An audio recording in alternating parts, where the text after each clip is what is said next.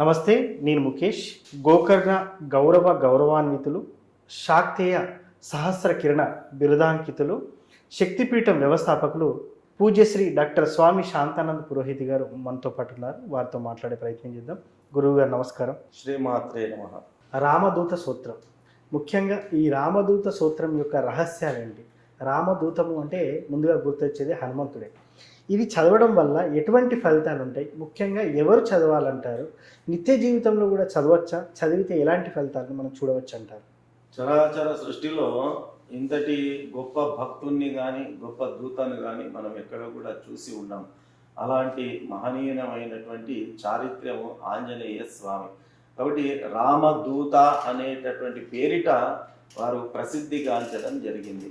రామదూత ఆంజనేయ స్తోత్రం అనేటటువంటిది సకల కామనలను పూర్తి చేసేటటువంటి స్తోత్రము. ఇందులో ఎలాంటి సంశయం అనేటటువంటిది లేదు. అయితే ఈ స్తోత్రాన్ని పారాయణం చేయడం వల్ల ఎలాంటి ఫలితాలు మనకు కలుగుతాయి అని అంటే 1, 2 అని చెప్పడానికి వీలు లేదు. మనం ఆ రామదూత స్తోత్రాన్ని కనుక చదువుతూ వెళితే మొదటి శ్లోకం కానీ 2వ శ్లోకం కానీ ఈ ఒక్కొక్క శ్లోకంలో అత్యంత స్పష్టంగా అందులో ఉన్నటువంటి ఆ పదాలను మనము ఆకలింపు చేసుకుంటే వచ్చే ఫలితం ఏమిటో ఇట్టాగే మనము ఊహించవచ్చు. అలాంటి ఉత్కృష్టమైనటువంటిది రామదూత ఆంజనేయ స్తోత్రం అనేటటువంటిది. ఈ స్తోత్ర పారాయణం చేయడం వల్ల మనకు దుస్వప్నములు ఏవైతే ఉంటాయో ఆ దుస్వప్నముల బారి నుంచి మనం దూరం కావచ్చు. తర్వాత శత్రు బాధ అనేటటువంటిది ఉంటుంది మనకు.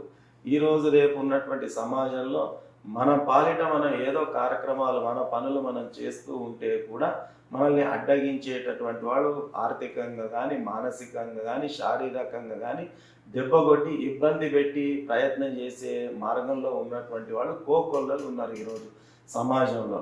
దానిని మనం శత్రు బాధ అని చెప్పడం జరుగుతుంది.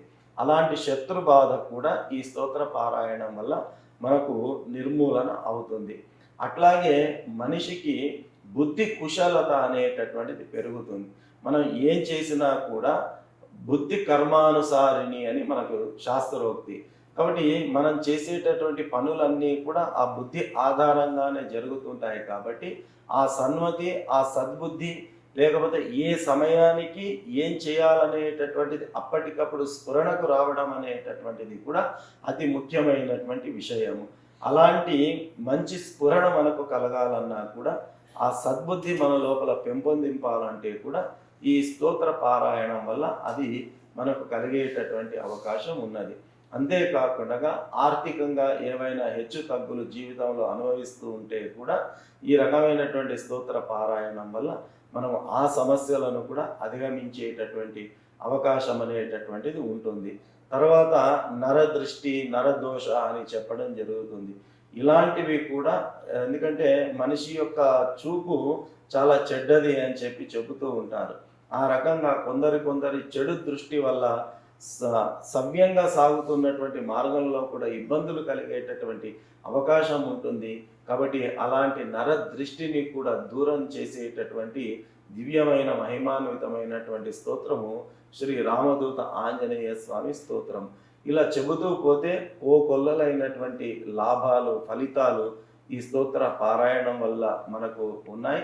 ఈ స్తోత్రాన్ని మనము శుచిగా, శుభ్రతగా స్నానం చేసుకొని ఆంజనేయ స్వామి వారి యొక్క చిత్రపటం కావచ్చు, లేదా రామ పరివారం యొక్క చిత్రపటం కావచ్చు పెట్టుకొని ఆ స్వామివారి యొక్క చిత్రపటం ముందు ఆవు నెయ్యి కానీ నువ్వుల నూనెతో కానీ దీపారాధన చేసుకొని మనము త్రికరణ శుద్ధితో ఈ స్తోత్రాన్ని గనక ప్రతిరోజు 41 సార్లు మండలం అని చెబుతారు. అలా మండల సంఖ్య పూర్తి చేసే అవకాశం లేకున్నప్పటికీ కూడా 3 పూటల్లో 3 సార్లు అయినా పారాయణం చేసుకోవచ్చు. ఇప్పుడున్నటువంటి కాలమాన పరిస్థితుల్లో ఉద్యోగ ధర్మ నిర్వహణలో ఇతరత్ర పనుల్లో మనకు ఆ 3 పూటలు కూడా చేసుకునే అవకాశం లేని సందర్భంలో ఉదయం స్నానం చేసిన వెంబడే కానీ లేకపోతే మన పనులన్నీ పూర్తి చేసుకున్న తర్వాత సంధ్యా సమయంలో కానీ అలా రోజులో ఏ ఒక్క పూట అయినా కూడా మనము త్రికరణ శుద్ధితో ఈ స్తోత్ర పారాయణం కనుక చేసుకున్నట్టయితే ఇది వరకు మనం చెప్పుకున్నటువంటి ఫలితాలన్నీ కూడా ఆ సద్భక్తులు పొందేటటువంటి అవకాశం ఉంటుంది. సో ముఖ్యంగా సార్ చాలామంది చదవడానికి ఉంటారు, కొంతమంది వినడానికి ఉంటారు. మరి చదివిన ఒకే ఫలితాన్ని మనం చూడవచ్చు అంటారా ఇలాంటి క్రమంలో? అంటే ఇక్కడ చదవడము అనేటటువంటిది అత్యంత ముఖ్యమైనటువంటి విషయం. ఇప్పుడు ఏదైనా ఒక పదార్థం ఉంది అనుకోండి, ఆ పదార్థాన్ని మనం తింటేనే మన కడుపు నిండుతుంది. వాళ్ళు తింటుండగా మనం చూస్తూ ఉన్నాం అనుకోండి, తినేవాడి కడుపు నిండుతుంది కానీ మనకు ఎలాంటి ప్రయోజనము ఉండదు. అలాగే వింటే కూడా ఫలితం అనేటటువంటిది ఉంటుంది, లేదు అని చెప్పడానికి వీలు లేదు. ఎందుకంటే శాస్త్రంలో అది కూడా చెప్పారు, శృణ్వన్ తపః అనేటటువంటి మాటను మనకు చెప్పారు. వినడం కూడా ఒక గొప్ప తపస్సుతో సమానము అనేటటువంటి విషయాన్ని చెప్పారు. ఏదో మామూలుగా మనం ఫోన్లో కానీ ఇతరత్ర యూట్యూబుల్లో కానీ అట్లా వినడం కంటే కూడా స్వయంగా మనం ఉచ్చరించి ఆ పారాయణం చేయడం వల్ల ద్విగుణీకృతమైనటువంటి సత్వరమైనటువంటి ఫలితాలు పొందేటటువంటి అవకాశం ఉంటుంది. కాబట్టి మనం వ్యక్తిగతంగా మనం పారాయణం చేయడం అనేటటువంటిదే అత్యంత శ్రేయోదాయకమైనటువంటి విషయం. 41 రోజులు ఈ మంత్రాన్ని అయితే చదవమని చెప్పారు గురుగారు. మరి ఈ 41 రోజులు ఒక పటం పెట్టుకొని చదవమని అయితే చెప్పారు ఇందాక. మరి చదివే ముందు కానీ చదివి అయిపోయిన తర్వాత కానీ కొబ్బరికాయ లాంటిది ఏమైనా స్టార్టింగ్ కొట్టాలా? అదేవిధంగా ఇలాంటి మాండలిక దీక్షలో ఉన్నప్పుడు మనం ప్రతిరోజు నైవేద్యం లాంటిది ఏమైనా పెట్టాలా? కొంతమంది బ్యాచులర్గా ఉంటారు, ఆధ్యాత్మిక జీవితాన్ని గడిపే వాళ్ళు ఉంటారు, కానీ అక్కడ రూమ్లో పరిస్థితులు అనుకూలించిన వారు డైరెక్ట్ రోజు గుడికి వెళ్ళి చదవచ్చు అంటారా? మీరేం చెప్తారు? చిన్న వివరణ.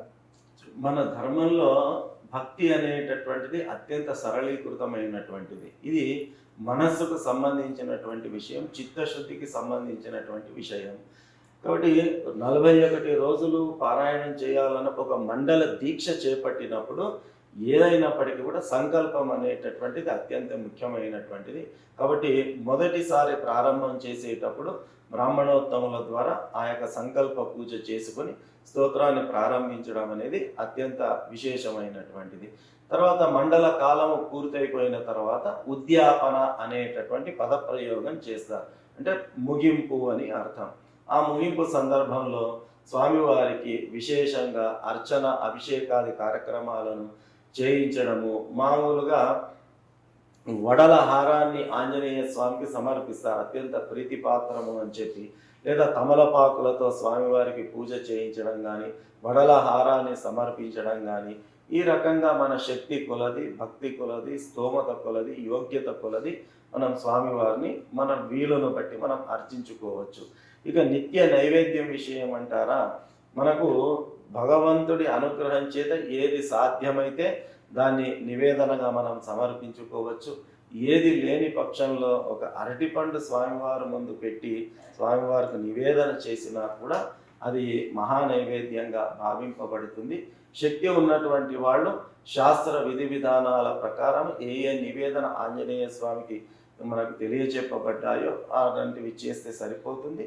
శక్తి లేనటువంటి వాళ్ళు మామూలుగా పాలు చక్కెర పెట్టిన, బెల్లము పుట్నాలు పెట్టిన, లేదా అరటిపండు పెట్టిన, ఏ రకమైనటువంటిది సమర్పించినా కూడా భక్తితో సమర్పించడం అనేది ముఖ్యం. భగవంతుడు దాన్ని స్వీకరిస్తాడు, మనల్ని అనుగ్రహిస్తాడు.